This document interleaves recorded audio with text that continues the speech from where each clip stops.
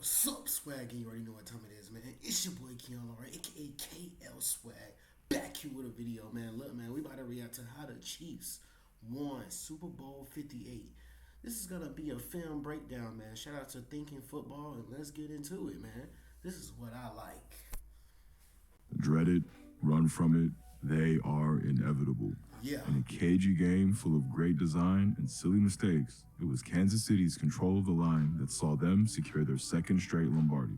Back to back on them. The defense dominated, constricting the Niners' rampant rushing attack and consistently creating chaos to confuse Brock Purdy. Everything San Francisco tries to achieve on offense runs through McCaffrey. So shutting this down was priority number one. That's true. Holding him to just 3.5 yards per carry, the Chiefs consistently crashed the center of the line, giving him nowhere to run. And when Shanahan went wide, the Chiefs were ready too, rallying as a team to keep the star boxed up. On 3rd and short here, the Chiefs condensed the line and cramped 9 into the box, facing 22 personnel. They outnumber the blockers, but San Francisco had the advantage running right, able to get a lid on a lid and create an angle for McCaffrey by running off tackle. However, damn near every Chief wins his block, and McCaffrey only goes backwards. 54 Leo Chanel wins the edge and forces Juice to take him rather than climb to Nick Bolton, allowing Bolton to work around this and force McCaffrey inside.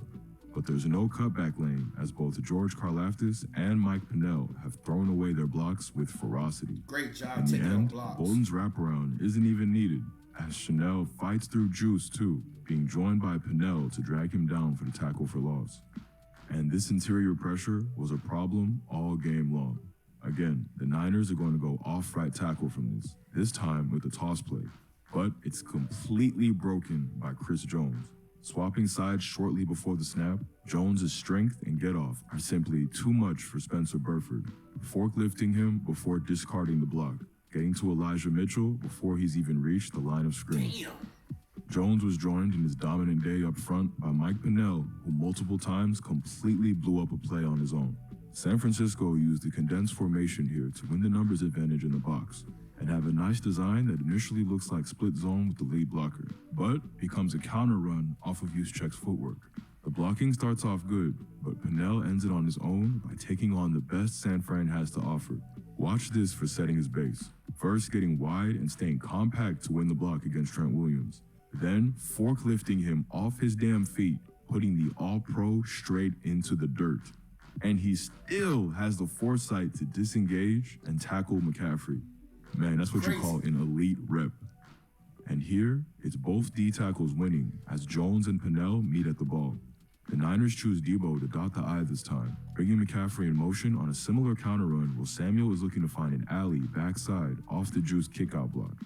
However, once again, the only place to go is straight into the arms of a Chief defender, as Mike Pennell launches aside Burford to stand right in Debo's way, being joined by Chris Jones, who stood his man up and peeled off the block to secure the runner.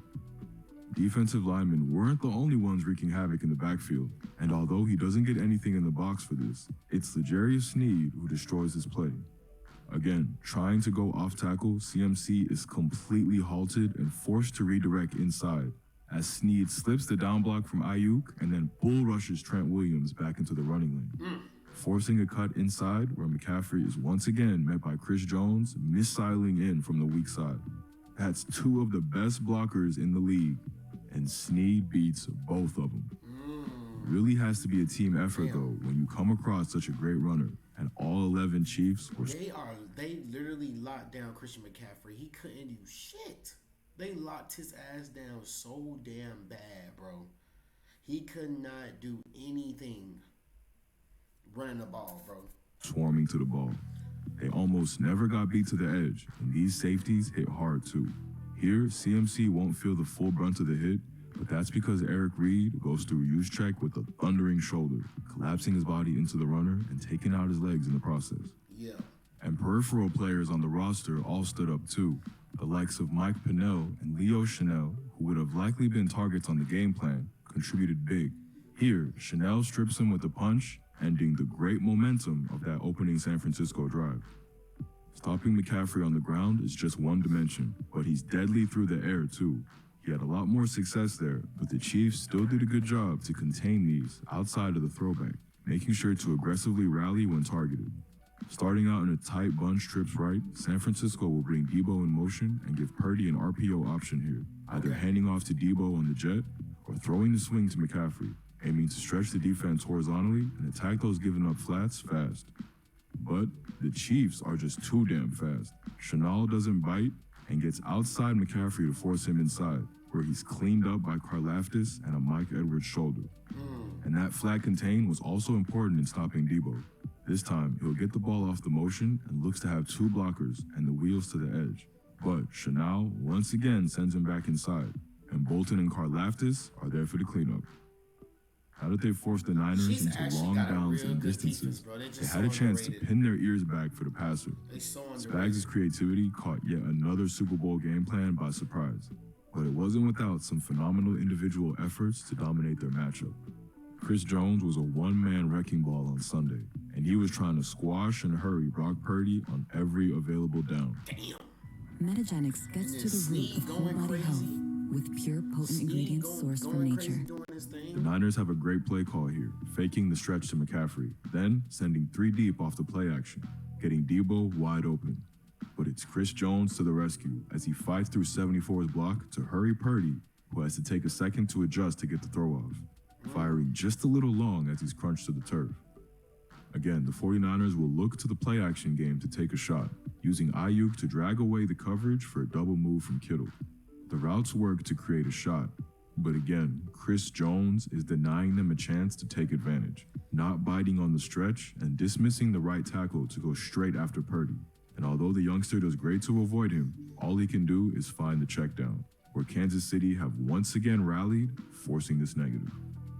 San Francisco usually feasts off play action, but thanks to great players and some well-timed blitzes, this was severely hampered on Sunday. Continuing his career day, Chanel is going to go unblocked to Purdy thanks to a well-timed rush.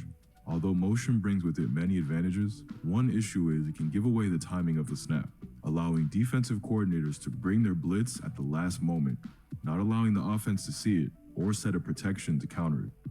As soon as Chanel sees Debo go back across the formation, he triggers his B-gap blitz, running on a free track to Purdy, who can only scamper wide and throw this away.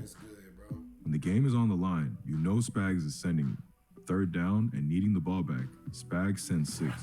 Watch again how late they go, with McDuffie rocking back to the slot before firing through the B-gap, again getting a free lane to Purdy and batting down the rushed attempt. And with San Francisco threatening to score in OT, Spags again sends it on the crucial third down. The 49ers start empty, but bring McCaffrey in motion. And again, the Chiefs will use this to trigger their blitz timing.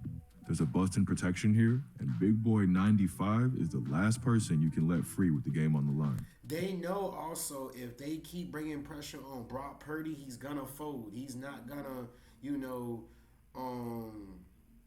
know what to do or whatever like that, bro. So I really feel like that was a great scheme, how they was doing, blitzing him and stuff like that, making him force the ball. Backing up this bullish rush was McDuffie's sensational work in coverage, sticking with routes at all levels of the field, showing exactly why he was an all-pro this season. Spags is of course sending the pressure on this long third down, and Chris Jones beats any of the extra rushers to Purdy by dismissing the left guard, but McCaffrey does enough to chip, and Purdy does an excellent job to slide and work up. With a step on his man, Purdy throws a good deep ball to Debo, but the coverage is even better, staying tucked to Samuel's hip, then timing the vertical leap to perfection, swatting the ball away.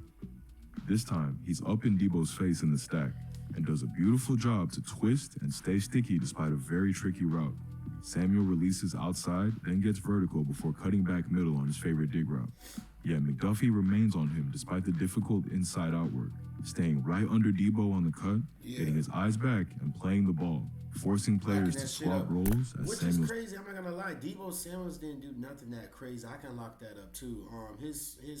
The route that he ran was not that good or whatever like that. Anybody could have do that. I'm not gonna lie. I can definitely lock that up.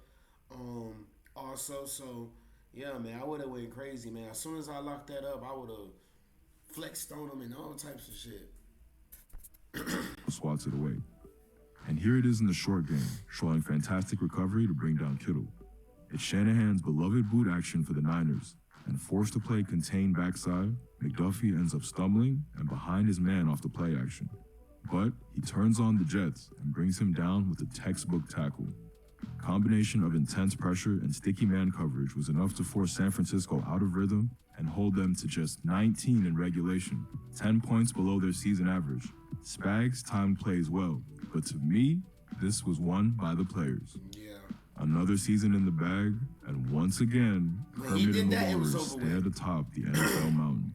The scariest part about it is, they got this ring in a down year for their offense. Mahomes remained creative and clutch when needed most, but this was a defensive-first team. If the Chiefs can find Mahomes an actual X-receiver, we might be looking at our first ever three-peat. I'm not gonna lie. The Chiefs got a real underrated defense. Their defense is really, really good. Man, bro, if they get a receiver, it's over with.